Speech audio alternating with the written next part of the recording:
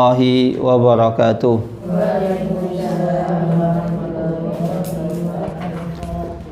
Bismillahirrahmanirrahim. Wassalatu wassalam ala Rasulillah wa ala alihi wa sahbihi wa man tabi'ahum bi ihsanin ila yaumiddin, amma ba'du. Allahumma sahli sadri wa yassir li amri wahlul 'uqdatam min lisani yafqahu qawli. Allahumma inna nas'aluka ilman nafi'an wa rizqan tayyiban wa amalan mutaqabbalan. Allahumma alimna ma yanfa'una wa zidna ilman wal huda wat tuqa was salaha ya rabbal alamin.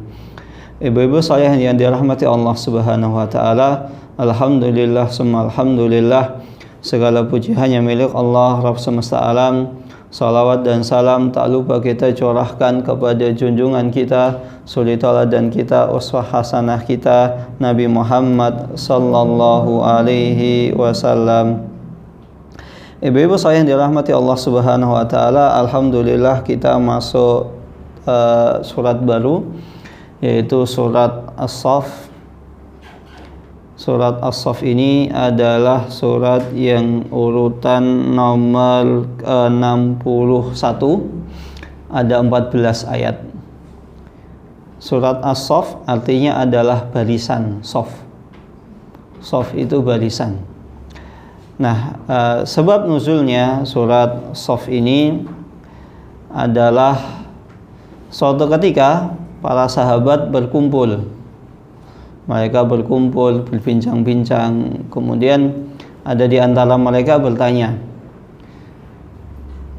alangkah baiknya jika ada di antara kita ini mendatangi Rasulullah SAW dan bertanya langsung kepada beliau, kira-kira amalan apa yang paling dicintai oleh Allah Subhanahu wa ta'ala.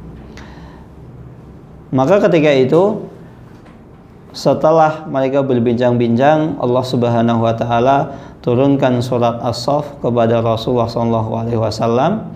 Kemudian Rasulullah SAW membacakan surat As-Saff tersebut. Dan surat As-Saff ini adalah satu di antara sedikit surat yang turunnya itu langsung lengkap. Jadi surat As-Saff ini turunnya adalah langsung satu surat, 14 ayat. Dan surat As-Saff ini turunnya yaitu sebelum surat As-Saff ini turunnya adalah setelah surat Taghabun. Setelah surat At-Taghabun dan sebelum surat Al-Fat. Padahal jika kita perhatikan surat As-Saff ini urutannya adalah sebelum apa? Sebelum Taghabun. Taghabun itu masih nanti di pertengahan juz 28. Nah, di Al-Qur'an ini urutannya malah sebelum surat Taghabun. Padahal turunnya adalah setelah surat Taghabun. Maka ini sekali lagi membuktikan bahwasanya urutan di dalam Al-Quran ini bukan sesuai dengan turunnya berdasarkan waktunya. Sedangkan Al-Quran itu tidak memperhatikan tentang urutan sejarah, namun lebih memperhatikan kepada topik pembahasan. Nah, lantas pertanyaannya, siapakah yang meletakkan surat As-Saff ini sebelum surat Taghabun, padahal turunnya adalah sebelumnya. Turunnya adalah setelah Taghabun. Maka yang meletakkan ini adalah Rasulullah SAW. Rasulullah SAW mengatakan, letakkan surat ini setelah surat ini, ayat ini setelah ayat ini. Dan surat As-Saff ini memiliki nama lain. Nama lain di surat As-Saff adalah surat Hawariyun. Apa itu Hawariyun? Hawariyun adalah pengikut setia Nabi Isa alaihissalam. Jadi Nabi Isa itu punya jamaah. Kalau Rasulullah SAW, pengikut setianya dinamakan sebagai sahabat, para sahabat. Sedangkan Nabi Isa pengikut setianya adalah Hawariyun. Ini nama lain surat As-Saff. Ada juga yang mengatakan surat As-Saff ini adalah surat Isa alaihi salam. Menurut Imam Al-Alusi rahimahullahu ta'ala. Ala kulli hal, surat As-Saff ini ada beberapa nama. Kita masuk kepada ayat pertama. Sabbaha lillahi ma fis samawati wa ma fil ard. Maha suci Allah subhanahu wa ta'ala, semua apa yang ada di langit dan di bumi itu adalah milik Allah subhanahu wa ta'ala. Maka oleh karena itu kita diperintahkan untuk senantiasa bertasbih. Bertasbih di sini maknanya adalah pertama, kita senantiasa bersyukur kepada Allah Subhanahu wa taala. Dan ketika seseorang bersyukur, dia bersyukurnya bukan hanya melalui lisan saja, namun juga melalui hati dan perbuatan. Jadi ketika kita mengucapkan syukur kepada Allah, ya kita dibuktikan dengan amalan hati kita. Kita meyakini semua nikmat dari Allah. Kita semakin taat beribadah kepada Allah, dan dibuktikan juga dengan anggota badan, yaitu kita ketika kita diberikan rezeki, maka kita semakin rajin untuk menolong orang lain, berbuat baik, sedekah, infak, zakat, dan lain sebagainya. Ini makna yang pertama, kita diminta untuk Allah Subhanahu wa taala bertasbih, bersyukur kepada Allah. Yang kedua, sabbaha di sini adalah makna aslinya. Kita sering-sering diperintahkan untuk mengucapkan subhanallah, subhanallah wa bihamdi, subhanallahal azim. Maha suci Allah Subhanahu wa taala yang maha terpuji, subhanallah azim, dan maha suci Allah karena Allah Subhanahu wa taala maha agung. Dan tentang keutamaan seseorang sering mengucapkan zikir subhanallah wa bihamdi, subhanallahal azim. Yang pertama itu adalah ketika seseorang mengucapkan sebanyak 100 kali dalam sehari, maka itu lebih baik dibanding seseorang membebaskan 100 budak. Dan keutamaan yang kedua, subhanallah wa bihamdi, subhanallah azim, adalah kalimatani khafifatani habibatani indar rahman thaqilatani fil mizan. Kebalik, maaf hadisnya. Jadi subhanallah wa bihamdi, subhanallah azim adalah dua ucapan yang ringan di lisan, mudah diucapkan, namun dicintai oleh Allah Subhanahu wa taala. Tapi timbangan pahalanya itu berat di sisi Allah Subhanallah ta'ala. Ini makna kita mensucikan Allah Subhanahu wa ta'ala. Dan Allah Subhanahu wa ta'ala tersucikan dari berbagai macam tuduhan yang dituduhkan kepada Allah Subhanahu wa ta'ala. Allah dituduh dari berbagai macam sifat yang naqais, yang memiliki makna yang tidak sempurna. Allah Subhanahu wa ta'ala tersifati dari hal demikian. Wa huwal azizul hakim, dan Allah Subhanahu wa taala maha perkasa lagi maha bijaksana. Ini hanya dimiliki oleh Allah Subhanahu wa taala, perkasa lagi bijaksana. Karena selain Allah Subhanahu wa taala hanya diberikan keperkasaan, kekuasaan, namun tidak bijaksana. Ada yang bijaksana namun tidak memiliki kekuasaan, sehingga tidak bisa saling tolong menolong. Allah Subhanahu wa taala perkasa. Segala sesuatu aturan yang sudah Allah Subhanahu wa taala tetapkan di muka bumi ini, tidak ada yang boleh di antara makhluknya untuk menyisihinya. Ini bukti keperkasaan Allah, nggak boleh menyisi, nggak boleh membangkang. Ketika Allah sudah menetapkan sebuah takdir, Allah Subhanahu wa taala telah menetapkan sebuah hukum, maka tidak boleh seseorang itu keluar dari aturan tersebut. Ya, kalau misalnya haram dikatakan haram, kalau halal dikatakan halal. Maka nggak boleh seseorang, karena misalnya ada orang yang dibayar, akhirnya dia mau mengatakan sesuatu hal yang yang haram, kemudian dikatakan halal. Jangankan demikian, seseorang bercanda dengan menggunakan syariat Islam, agama Islam, itu konsekuensinya berat di sisi syariat, dosanya berat di sisi Allah Subhanahu wa taala. Contohnya, ini kan mumpung lagi tahun-tahun pemilu. Biasanya tahun-tahun pemilu itu banyak pesanan-pesanan. Jadi ada orang-orang yang akhirnya haram dikatakan halal, halal dikatakan haram.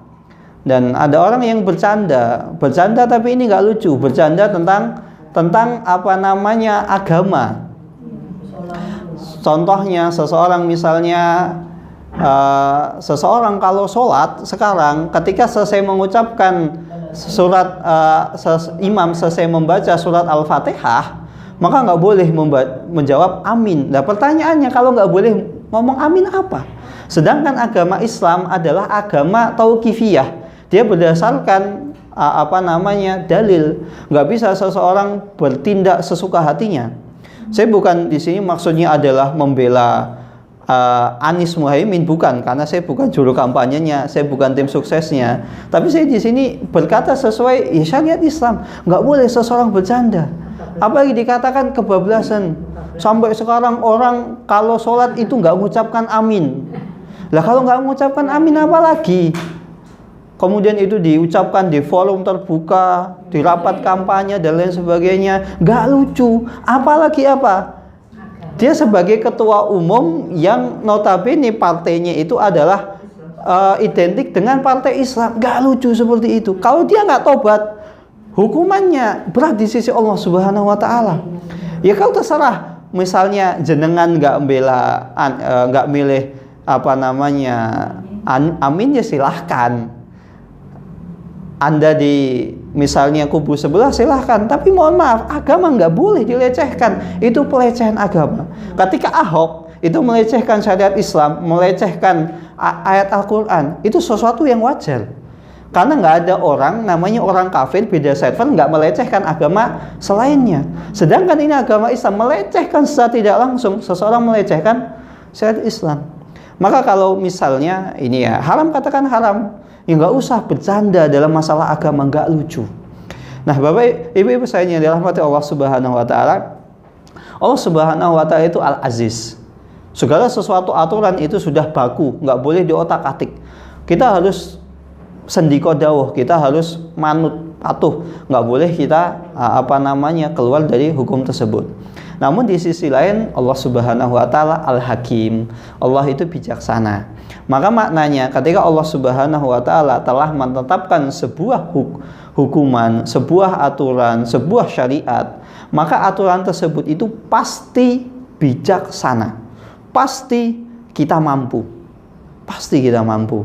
Nggak mungkin Allah Subhanahu wa taala menetapkan sebuah aturan kemudian manusia tidak mampu. Maka terkadang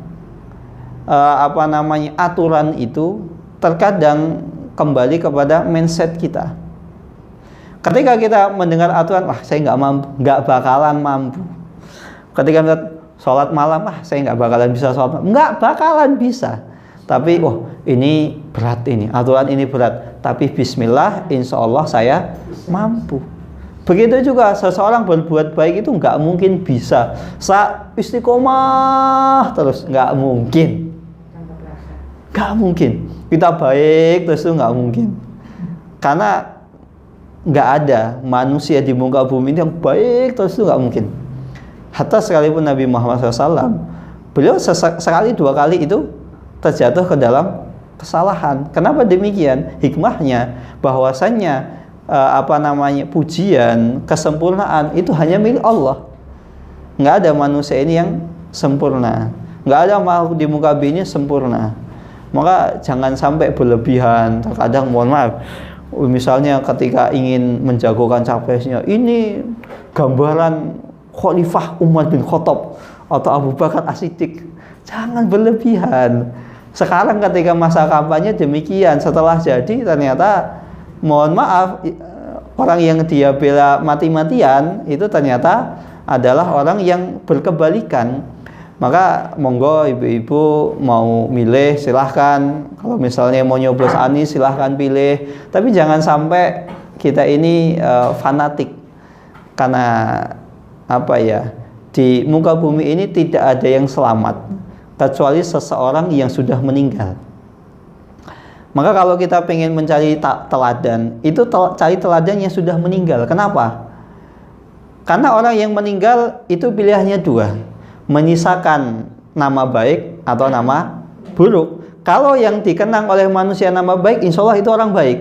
Tapi kalau yang dikenang manusia adalah orang buruk, maka insya Allah itu orang buruk. Sedangkan orang yang masih hidup itu nggak akan bisa dijamin. Sekarang A, bisa jadi besok B, besoknya C, besoknya lagi D, E, tiba-tiba Z. Maka ada orang, Rasulullah SAW bersabda, paginya mukmin, sorenya kafir. Sorenya mukmin, paginya kafir. Dan begitu sebaliknya, paginya kafir, sorenya mukmin. Begitu. Manusia itu nggak ada yang bisa istiqomah.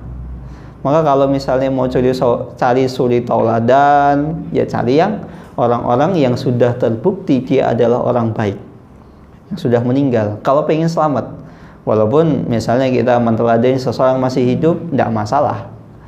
Kita ambil sisi baiknya. Namun kita tidak boleh sampai fanatik. Ya ayyuhalladzina amanu lima taquluna ma la taf'alun. Wahai orang-orang yang beriman, lima taquluna ma la taf'alun. Kenapa engkau mengatakan sesuatu padahal engkau tidak melakukannya? Maka di sini pada ayat kedua, ibu-ibu sekalian, Allah Subhanahu wa taala menggunakan uslub. Apa itu uslub? Menggunakan bahasa yang baik. Padahal jika kita perhatikan di akhirnya lima taquluna ma la taf'alun, artinya apa? Engkau mengatakan sesuatu padahal engkau tidak melaksanakannya. Maka secara tidak langsung makna tersebut adalah orang yang cuma pintar orasi, ngomongnya begini-begitu, tapi dia tidak pernah menjadikan contoh. Nah, ya, artinya dia adalah orang yang berdusta, orang yang melakukan dosa. Nah, sampai pun orang yang melakukan dosa sekalipun, Allah Subhanahu wa Ta'ala tetap menyebutnya dengan bahasa yang baik. Wahai orang-orang yang beriman. Nggak mengucapkan wahai orang-orang yang salah. Ya ayyuhalladzina ya ayyuhal mudnibun, ya ayyuhal muhtiun. Kadang kita ketika mensifati orang yang salah, wahai orang-orang yang banyak melakukan dosa, wahai orang-orang para pelaku maksiat. Nah, ini padahal jelas-jelas kesalahan di sini bukan dosa yang sepele, dosa yang besar. Tapi Allah Subhanahu wa Ta'ala tetap menggunakan bahasa yang baik. Maka faedahnya apa? Ketika kita mengajak orang, sampai para pelaku dosa sekalipun, orang-orang yang banyak melakukan maksiat, orang-orang yang jauh dari agama Islam, maka kita perlu mengajak mereka dengan bahasa-bahasa yang lembut, bukan bahasa-bahasa yang kasar, bukan bahasa-bahasa yang menghakimi, bukan bahasa-bahasa yang membuat hati seseorang itu sakit gitu loh. Walaupun dia salah, perlu. Ini uslub dalam dakwah. Walaupun yang notabene dia adalah orang yang bersalah gitu. Kita perlu mengajak orang itu ketika berdakwah, ya ajak dengan bahasa-bahasa yang baik, bahasa-bahasa yang sopan.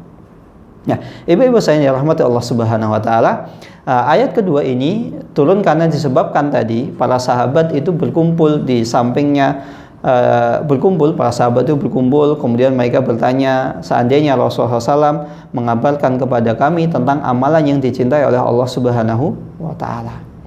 Namun ketika surat As-Saff ini turun dan mereka mengetahui bahwasannya amalan yang dicintai oleh Allah Subhanahu wa Ta'ala itu tidak bisa mereka kerjakan, atau mereka tidak mau mengerjakan, berat bagi mereka. Apa itu? Jihad di jalan Allah. Jihad di jalan Allah itu bukan perkara yang ringan. Orang yang bisa berjihad di jalan Allah itu hanya orang-orang pilihan. Karena ketika berjihad di jalan Allah, taruhannya bukan hanya harta. Kalau orang cuma taruhannya harta, aman. Duit saya habis, saya masih bisa cari lagi. Orang kalau sedekah Misalnya saya sedekah banyak, bantu orang banyak, tenang, omset saya masih banyak, tenang, tabungan saya masih banyak, tenang, saya masih bisa cari lagi, tenang, paling juga nggak lama setelah itu dapat lagi. Nah, kalau sedekah kan demikian. Tapi ketika berjihad di jalan Allah Subhanahu wa taala, yang mereka kalahkan itu bukan hanya harta, tapi juga nyawa. Nyawa, kehormatan, pilihannya ya kalau menang masih hidup, tapi bisa jadi apa? Mungkin tangannya dua-duanya hilang, kakinya juga hilang, atau misalnya cacat seumur hidup kalau misalnya selamat, atau pilihan kedua meninggal. Dia akan meninggalkan orang-orang yang paling dia cintai, orang-orang yang paling dikasihani. Maka orang-orang yang berjihad di jalan Allah adalah orang-orang pilihan. Maka kalau ada orang yang berjihad di jalan Allah, kita doakan semoga mereka istiqomah, mereka dibimbing oleh Allah Subhanahu wa taala, mereka tidak dipenuhi oleh hawa nafsu, tujuan mereka lurus di jalan Allah Subhanahu wa taala dan tidak mencari panggung. Kita doakan mereka kebaikan agar mereka dirahmati oleh Allah Subhanahu wa taala. Maka di sini asbab nuzulnya adalah demikian, dan ini juga menjadi sindiran untuk kita orang-orang yang suka mengajak kepada kebaikan, tapi dia adalah bukan orang yang pertama untuk menjadi teladan. Maka ini kalau misalnya kita sering mengajak kepada kebaikan, khususnya kepada saya, ketika kita mengajak kepada kebaikan, ya harus kita pertama yang memulai. Jangan sampai kita mengatakan sesuatu namun kita menyisihi apa yang kita ucapkan. Berat. Atau juga makna di sini adalah seseorang yang dia mengaku-ngaku melakukan sebuah amalan. Contohnya dia mengaku-ngaku masjid itu yang bangun saya. Padahal dia hanya menyalurkan dananya saja. Dia menampung dana misal dari Timur Tengah, kemudian dibangun masjid tersebut. Tapi dia ngaku masjid itu gede, itu yang bangun saya. Maka hati-hati. Banyak zaman sekarang kan para pengumpul bantuan-bantuan dari Timur Tengah. Bahkan kita sendiri bisa mengajukan. Kita misalnya ingin membangun misalnya Islamic Center atau misalnya lembaga pendidikan atau apapun itu, kita tinggal mengajukan, nanti kita berikan misalnya LAB rancangannya, kemudian insya Allah bisa cair. Itu banyak di Jogja ini, ada beberapa yang mengajukan. Salah satunya itu di Jalan Magelang, itu ada pondok pesantren, itu cair 2,5 M.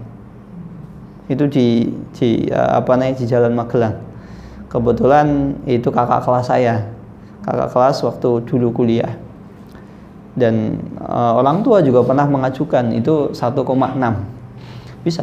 Maka kalau misalnya ketika kita sebagai kita diamanai sebagai pimpinan, direktur lembaga tersebut, atau misalnya kita sebagai apapun pemimpin yayasan, kemudian kita mengatakan ini yang bangun itu saya, padahal dia hanya mengambil atau menerima bantuan dari orang lain, maka sama saja dia mengatakan sesuatu yang tidak pernah dia kerjakan. Atau dengan kata lain dia berdusta, orang dia mengatakan sesuatu yang tidak sebagaimana mestinya. Maka hati-hati.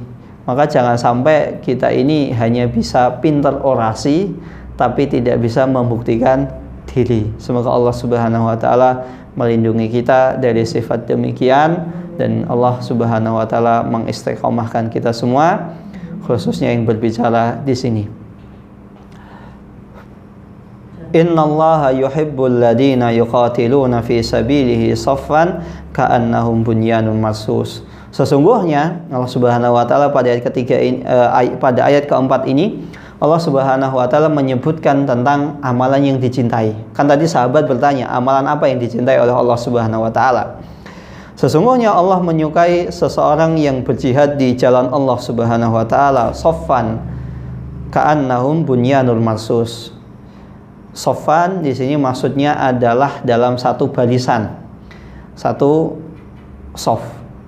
Makna yang pertama, biasanya perang itu ketika sebelum terjadi perang antara pasukan satu dengan pasukan yang lain itu saling berhadap-hadapan, bikin sof masing-masing. Ada sof bagian depan, bagian tengah, bagian sayap kanan, sayap kiri, ada yang bagian belakang. Nah, Allah Subhanahu wa ta'ala menyukai seseorang yang ketika berjihad itu satu sof. Sofnya itu rapi, disusun dengan sedemikian rupa, dengan perhitungan, dengan dengan satu hati, dan Allah Subhanahu wa ta'ala tidak menyukai seseorang yang misalnya dia keluar dari barisan.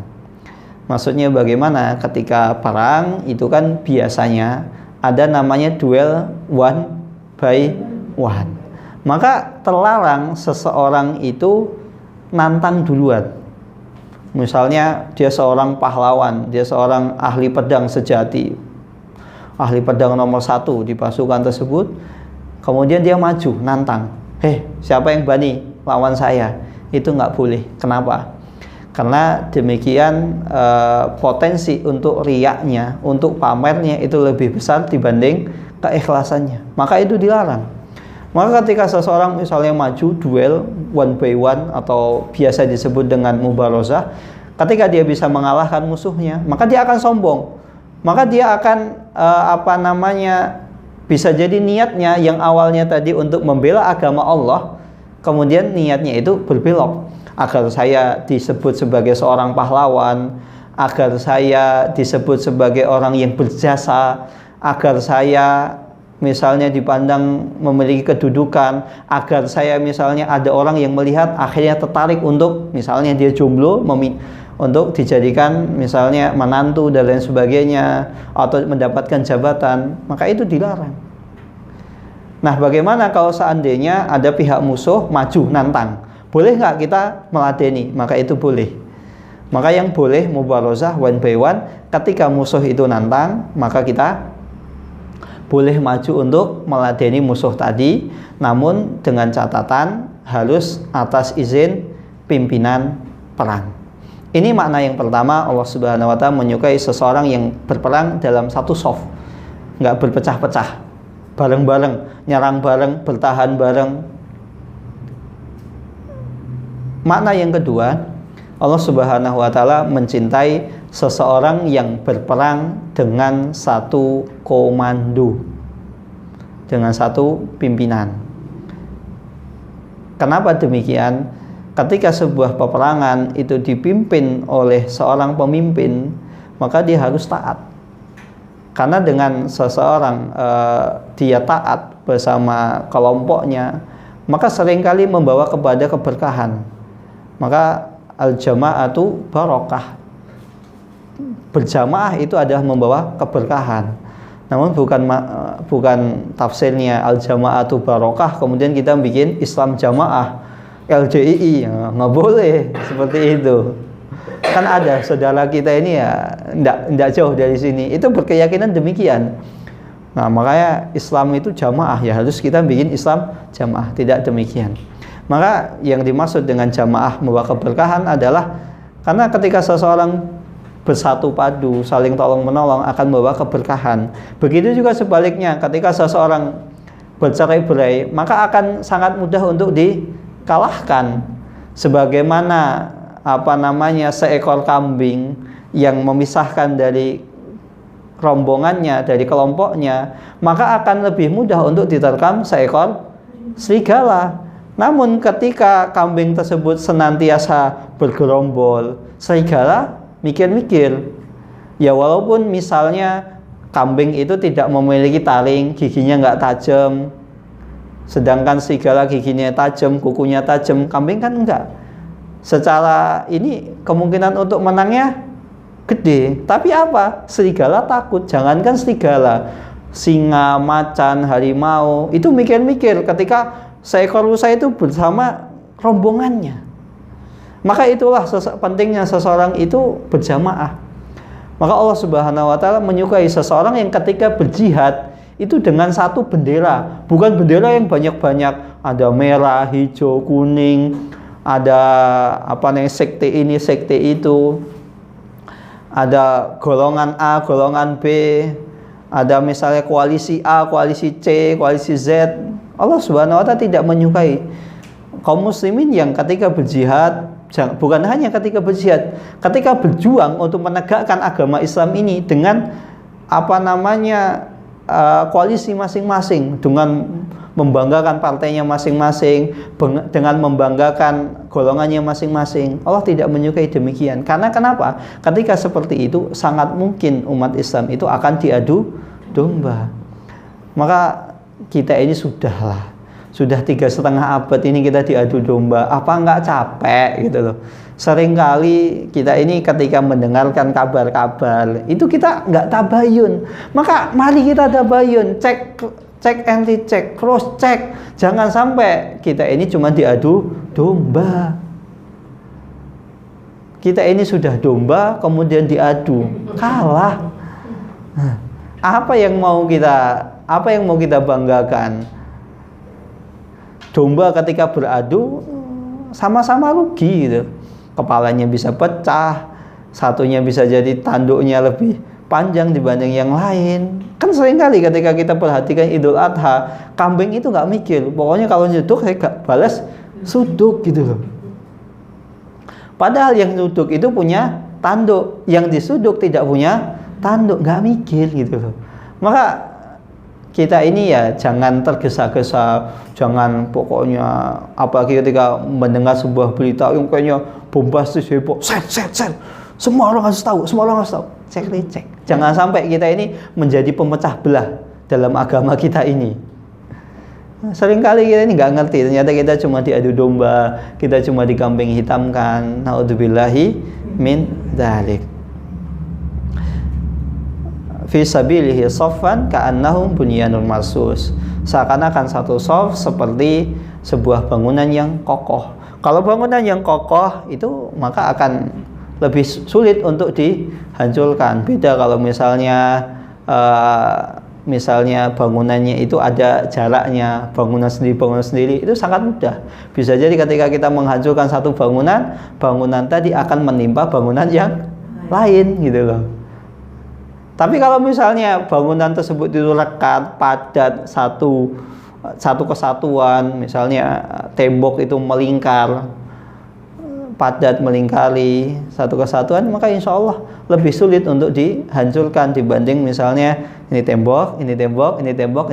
Hancurkan tembok satu, bisa jadi tembok yang lain itu ikut hancur karena kena runtuhan bangunan yang pertama tadi.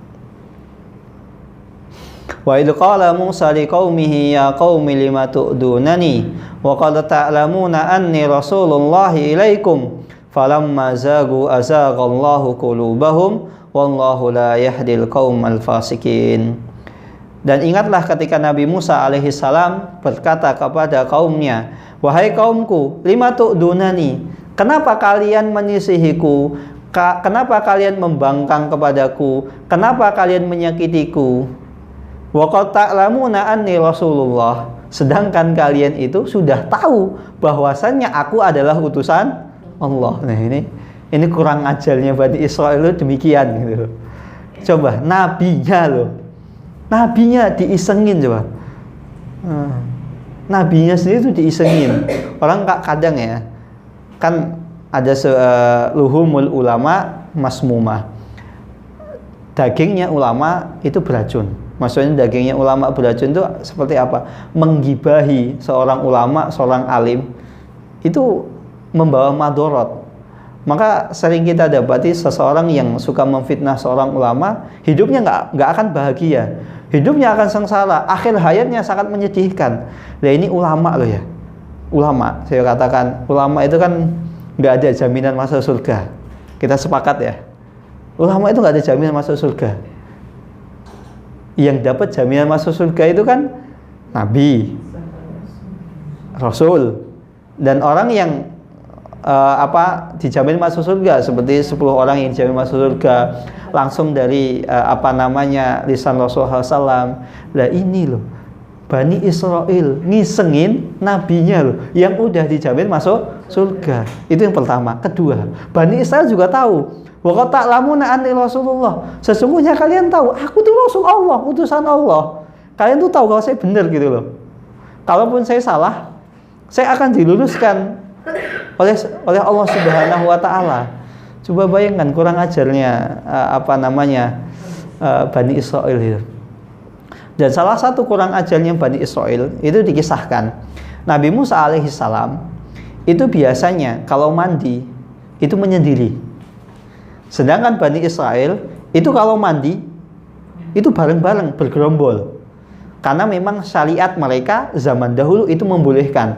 Jadi dulu misalnya orang mandi, laki-laki mandi, ya sudah satu danau, satu kolam bareng-bareng. Satu dengan yang lain itu saling melihat auratnya. Begitu juga dengan laki-laki dan perempuan. Itu syariat zaman dulu. Kalau sekarang sudah dihapus. Nah, Nabi Musa alaihissalam ini ketika mandi gak pernah gabung dengan Bani Israel. Pasti menyendiri, kamar mandi sendiri, dan nyari waktu-waktu misalnya sepi baru mandi, nggak bareng-bareng. Akhirnya Bani Israel ini membuat fitnah kepada Nabi Musa alaihissalam. Ini kurang ajar. Apa yang dikatakan Bani Israel kepada Nabi Musa? Musa itu mohon maaf, kemaluannya itu bermasalah. Itu punya penyakit ganas. Maka dia nggak mau mandi bareng kita. Kalau mandi bareng kita, nanti kita semua bisa ketularan. Ada juga yang mengatakan Musa alaihissalam itu impoten, tidak bisa memiliki keturunan. Ada juga yang mengatakan Nabi Musa alaihissalam itu seseorang yang mohon maaf, lemah syahwat. Maka dia takut untuk ketahuan. Ini coba bayangkan. Nabinya dituduh demikian. Kalau misalnya ada zaman sekarang ada ustadz, ada seorang dai, ada ulama dikatakan demikian, tentu pasti kita akan mengatakan itu kurang ngajar. Lah ini loh, Nabi loh dikatakan demikian. Yang mohon maaf, itu yang ketika menyebutkannya saja itu sudah vulgar gitu loh, nggak etis. Apalagi disebarkan. Maka naudzubillahi min dzalik. Maka Allah Subhanahu wa taala akhirnya menakdirkan ketika Nabi Musa alaihissalam mandi, beliau ketika menanggalkan pakaiannya di sebuah batu, tiba-tiba batu tersebut itu lari membawa pakaiannya Nabi Musa alaihissalam. Dan ketika pakaiannya itu dibawa oleh batu, akhirnya Nabi Musa mengejar. Karena Nabi Musa alaihissalam mengejar, Bani Israel itu tahu ternyata Nabi Musa tidak seperti yang mereka fitnahkan, tidak seperti yang mereka tuduhkan. Dan ini dulu, zaman dulu, nggak sekarang. Kalau sekarang nggak boleh. Sekarang nggak boleh. Sampai pun sekalipun misalnya gempa tiba-tiba lagi mandi, gempa, langsung lari, nggak boleh. Tutup aurat dulu. Auratnya ditutup dulu. Lah, bagaimana kalau nanti misalnya meninggal kena reruntuhan? Insya Allah, pertama orang yang meninggal kena reruntuhan itu salah satu tanda mati syahid. Kedua, ketika kita misalnya ada gempa kemudian kita berusaha untuk menutup aurat kita, maka insya Allah itu membuktikan bahwasanya kita ini orang baik. Kan menutup aurat itu kan wajib. Kemudian yang ketiga, jika cuma sekedar gempa saja kita lupa, maka bagaimana dengan saudara-saudara kita di Palestina? Mereka nggak kenal kapan nyawanya akan menghadap Allah Subhanahu wa taala, kapan nyawanya akan dicabut. Mereka ketika dibombardir Zionis Israel Yahudi, mereka masih sempat-sempatnya loh. Ada di antara mereka tuh sempat-sempatnya nutup aurat. Bahkan ketika para relawan membersihkan puing-puing, ada di antara mereka itu pakai pakaian lengkap menutup aurat. Itu mereka loh. Maka ini dijadikan ibroh. Jangan sampai kita kalah dengan semangatnya orang Palestina. Dan inni Rasulullah ilaikum falamma zagu azaqallahu qulubahum wallahu la yahdil qaumal fasikin. Nah, ketika Nabi Muhammad SAW tahu tentang kisahnya Nabi Musa alaihissalam, tentang kurang ajarnya Bani Israel, Nabi Muhammad SAW pernah mengatakan, rahimallahu Musa laqad udiya fasabar. Semoga Allah Subhanahu wa taala merahmati Nabi Musa alaihissalam. Beliau diuji dengan berbagai macam ujian, dengan diutus di tengah bangsa Bani Israel yang notabene Bani Israel itu tidak sekurang ajar orang kafir Quraisy. Fasabar. Namun Nabi Musa alaihissalam bisa sabar.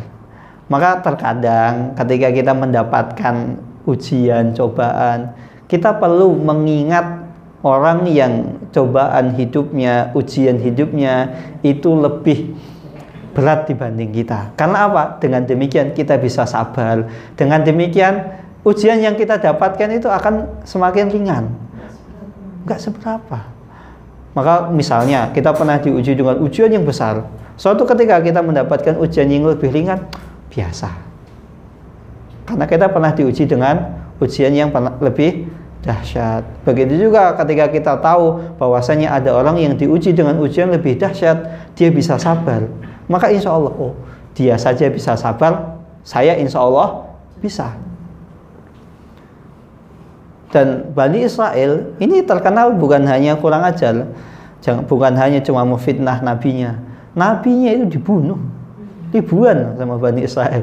Ini kurang ajarnya Bani Israel.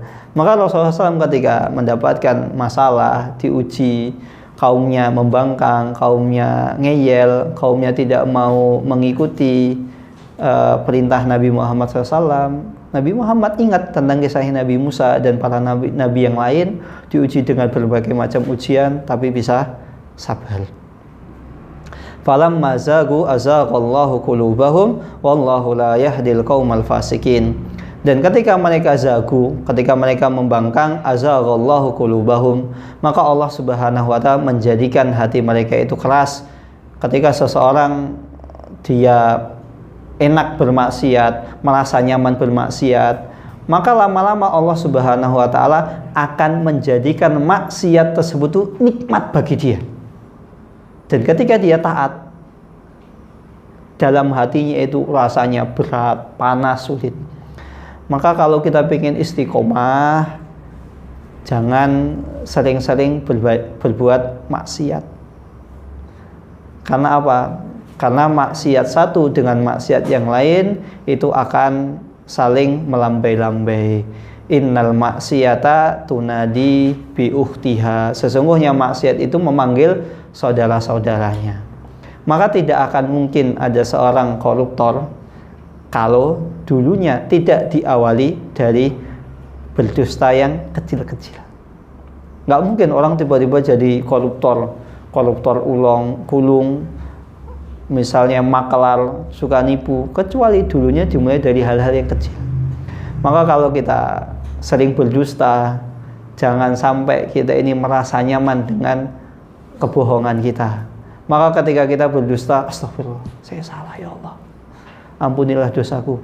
Sehingga Allah Subhanahu wa taala menutupi dosa kita, kita terhindarkan dari dosa yang semisal.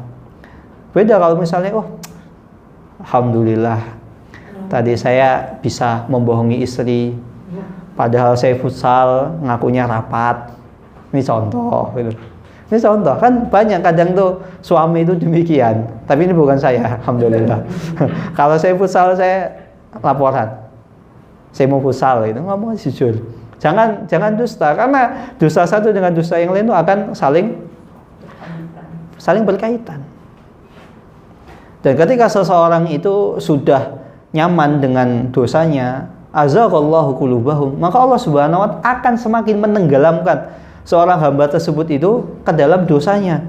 Bukan Allah Subhanahu nggak mau nolong, lah kita yang nggak mau ditolong gitu loh. Maka ketika kita kok hidup saya ini kok susah, apa Allah Subhanahu wa taala tidak mau menolong saya? Coba tanya, sebenarnya kita ini mau ditolong oleh Allah atau tidak? Kedua, apakah sebenarnya kita itu layak untuk ditolong oleh Allah? Atau bisa jadi ada dosa yang belum sempat kita taubati, sehingga apa? Akhirnya Allah Subhanahu wa Ta'ala tidak menolong kita. Karena apa? Kita nggak mau ditolong. Dosa tersebut nyaman, kita merasa nyaman, tidak merasa berdosa, tidak tidak ada penyesalan gitu. Maka kalau seandainya seseorang, misalnya kita sebagai juru dakwah, kita mengajak kepada kebaikan, kemudian ternyata kita menyisihi, istighfar, kita akui bahwasanya kita salah, bahwasanya kita ini banyak dosa. Kemudian bukan berarti ketika seseorang itu lima taquluna ma la taf'alun kabura maqtan indallah an taqulu ma la taf'alun. Begitu besar murka Allah Subhanahu wa Ta'ala kepada seseorang yang mengucapkan namun dia tidak melakukannya. Maka kalau seandainya kita ingin berdakwah, setidaknya kita sudah berusaha untuk merealisasikan apa yang kita ucapkan. Maka ketika kita misalnya kita mengajak kepada sesuatu namun kita tidak ada usaha untuk merealisasikannya, hati-hati. Maka murka Allah Subhanahu wa Ta'ala menanti kita. Wa idh qala Isa ibn Maryam ya bani Israil inni Rasulullah ilaikum. Dan ingatlah ketika Nabi Isa alaihissalam, Isa ibnu Maryam, dia mengatakan kepada Bani Israel, ya Bani Israel, sesungguhnya aku adalah utusan Allah Subhanahu wa Ta'ala kepada kalian, musaddiqan lima baina yadayya minat Taurat, dan aku membenarkan apa yang diutus kepada nabi sebelumku, yaitu Nabi Musa alaihissalam dengan membawa Taurat. Nabi Musa alaihissalam itu nabi yang diutus di tengah Bani Israel. Beliau membawa kitab namanya Taurat. Sedangkan Nabi Isa adalah nabi terakhir yang diutus kepada Bani Israel. Jadi Nabi Isa adalah nabi Bani Israel, namun beliau membawa syariat baru, yaitu membawa kitab Injil, yang mana antara Injil dengan Taurat yang diturunkan kepada Nabi Musa alaihissalam tidak ada pertentangan. Maka di sini musaddiqan lima baina yadayya minat Taurat, aku membenarkan apa yang telah diturunkan kepada kalian di tengah-tengah kalian berupa Taurat. Wa mubasysyiran bi rasulin ya'ti min ba'di ismuhu Ahmad, dan aku membawa kabar gembira kepada kalian bahwasanya kelak di akhir zaman akan diutus kepada kalian nabi penutup, seorang nabi yang namanya Ahmad. Dan para nabi semuanya telah mengabarkan bahwasanya nabi terakhir itu namanya adalah Ahmad. Semua tentang Nabi Muhammad itu sudah dikabarkan. Bukan hanya Nabi Nabi Isa saja, Nabi Musa alaihissalam termasuk demikian. Dalilnya apa? Suatu ketika Rasulullah SAW pernah mengatakan, kalau seandainya Nabi Musa diturunkan pada umat ini sekarang, maka dia akan akan membenarkan apa yang aku bawa ini. Maka dia akan beriman kepada apa yang aku bawa. Dan di sini disebut dengan nama Ahmad, kok enggak Muhammad? Karena Nabi Muhammad alaihissalam itu memiliki beberapa nama. Pertama Ahmad, sebagaimana surat Shaf ayat ke-6 ini. Kemudian yang kedua adalah Mahi. Sampai itu Mahi. Mahi itu menghapus. Karena Nabi Muhammad SAW menghapus syariat-syariat sebelumnya. Jadi syariat-syariat sebelumnya yang diturunkan kepada para nabi itu dihapus dengan diturunkannya Rasulullah SAW. Kemudian nama yang lain adalah Al-Hasyir. Al-Hasyir itu yang mengumpulkan. Karena apa? Nabi Muhammad adalah nabi terakhir di akhir zaman. Semua umat harus beriman kepada Nabi Muhammad SAW. Dan masih banyak lagi nama-nama Nabi Muhammad SAW, setidaknya ada 5. Dan di sini Ahmad. Kenapa dinamakan dengan Ahmad? Makna yang pertama, karena Nabi Muhammad SAW Ahmadullah li Rabbihi. Makna yang pertama, Ahmad karena Nabi Muhammad SAW adalah Nabi yang paling banyak mensucikan Allah, memuji Allah Subhanahu wa Ta'ala, paling banyak zikirnya, paling banyak amal solehnya. Dan ini tidak diragukan lagi karena Rasulullah SAW ada demikian. Rasulullah adalah orang yang paling banyak beristighfar, orang yang paling banyak berzikir, orang yang paling banyak mengisahkan Allah, orang yang paling taat kepada Allah Subhanahu wa Ta'ala. Ini makna yang pertama. Mana yang kedua, kenapa dinamakan Ahmad di sini? Karena Nabi Muhammad SAW ahakku ayyuhmada. Karena Nabi Muhammad SAW adalah manusia yang paling berhak untuk dipuji. Karena apa? Nabi Muhammad adalah nabi manusia yang paling mulia. Nabi Muhammad SAW adalah nabi yang paling mulia, manusia yang paling mulia, manusia terbaik awal dan akhir zaman. Maka disebut dengan Ahmad. Termasuk di dalam Injil, Taurat, Nabi Muhammad SAW itu disebut dengan Ahmad. Buktinya adalah kisah Salman Al-Farisi yang hijrah ke Madinah sampai mencari-cari di mana kota, daerah yang banyak ditumbuhi oleh pohon kurma. Karena apa? Karena kelak Nabi akhir zaman akan diutus, akan hijrah ke negeri tersebut, dan akhirnya Salman Al-Farisi menemukan kota Madinah dan tinggal di sana. Dan setiap ada orang yang datang ke Madinah dari bangsa Arab, mereka bertanya, apakah Ahmad bersama kalian? Apakah Ahmad bersama kalian?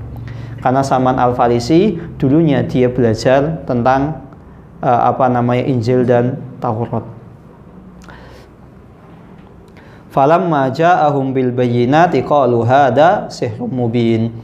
Dan ketika Nabi Isa alaihissalam diutus kepada Bani Israel, yang notabene Nabi Isa adalah nabi terakhir Bani Israel, maka mereka mengatakan qalu hada sihrun mubin. Sesungguhnya Nabi Isa alaihissalam adalah nabi yang mengada-ngada.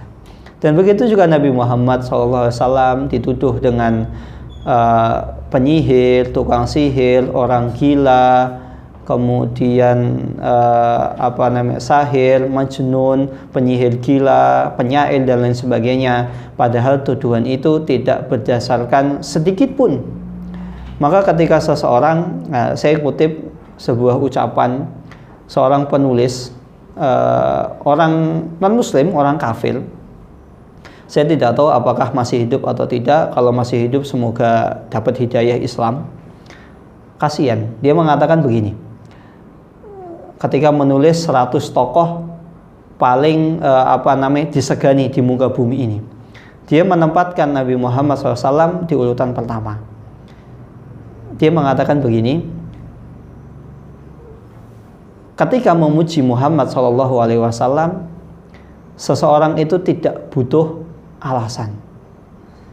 Kalau ada orang yang membenci Muhammad SAW, maka cukup dia bukanlah manusia. Karena kalau manusia pasti dia akan memuji Muhammad.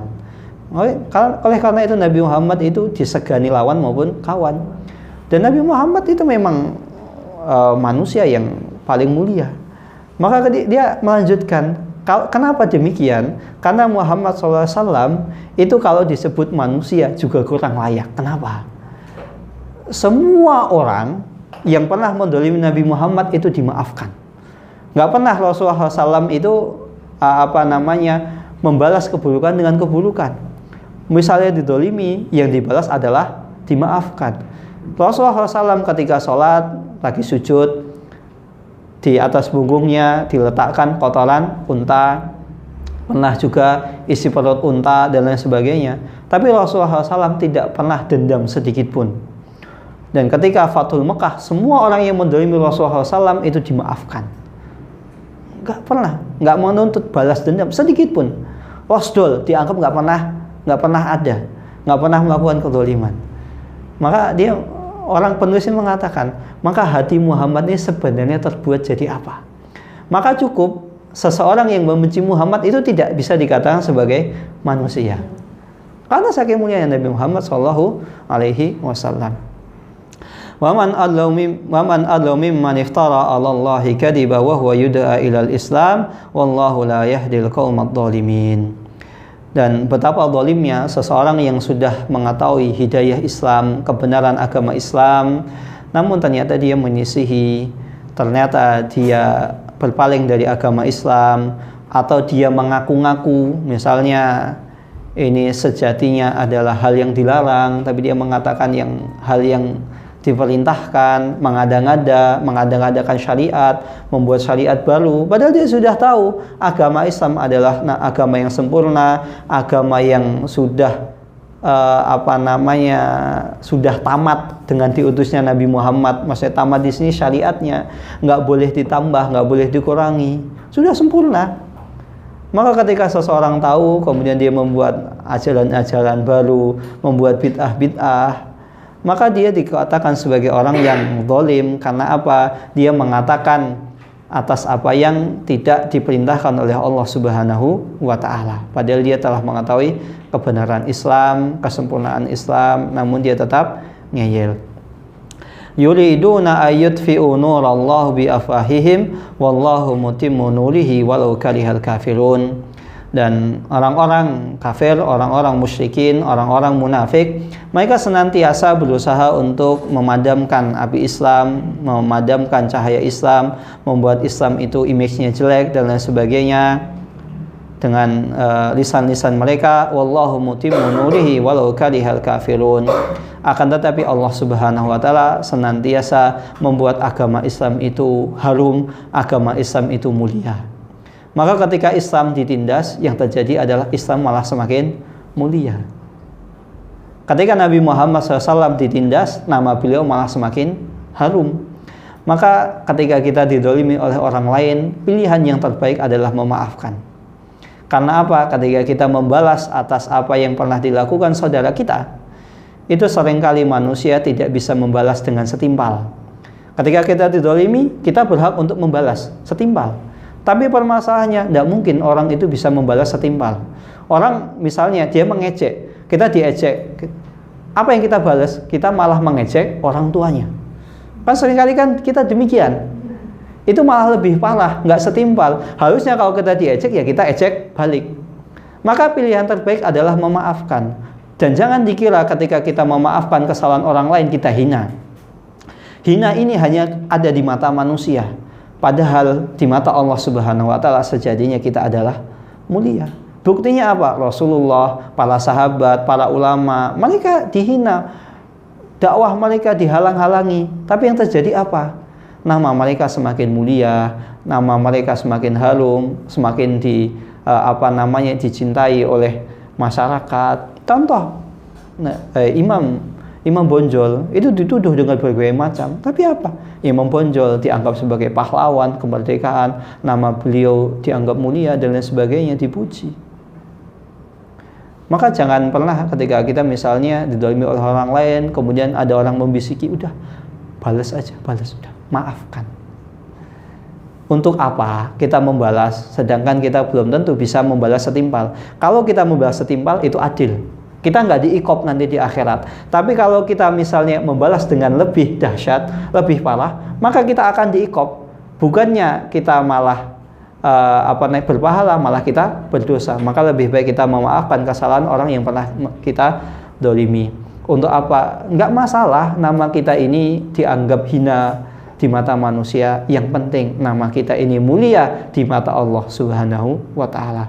Nama kita ini terkenal di penduduk langit, walaupun nama kita ini hina di mata penduduk bumi. Kemudian huwallazi arsala rasulahu bil huda wa dinil haq liyudhhirahu 'ala dini kullihi walau karihal musyrikun. Dan Allah Subhanahu wa ta'ala yang telah mengutus para rasulnya dengan membawa petunjuk wa dinil haq, dan membawa agama yang benar, liyudhhirahu 'ala dini kullihi walau karihal musyrikun. Liyudhirahu, agar, dan Allah Subhanahu wa ta'ala pasti memenangkan agamanya dan Allah Subhanahu wa ta'ala pasti memenangkan agama Islam walaupun musuh Islam itu banyak, walaupun musuh para nabi dan rasul itu banyak, pasti Allah Subhanahu wa ta'ala pasti akan memenangkan kita. Umat Islam itu pasti menang. Ditindas sebagaimanapun umat Islam pasti akan menang, pasti akan jaya.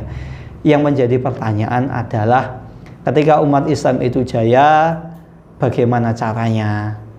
Maka cara agar Islam itu jaya adalah kita dengan menegakkan syariat Islam, dengan kita ini mengikuti aturan yang telah Allah Subhanahu wa ta'ala dan Rasulnya tetapkan. maka Islam itu akan akan mulia, Islam itu akan berjaya. Dan jangan pernah ketika misalnya kita berjihad, kemudian kita beralasan kalau kita pengen menang kita pakai jimat. Itu sejatinya adalah kehancuran, sejatinya adalah kemunduran, bukan kemajuan. Ada di antara kita ketika kita ingin menang, mari kita pakai cara-cara yang licik, cara-cara yang kotor.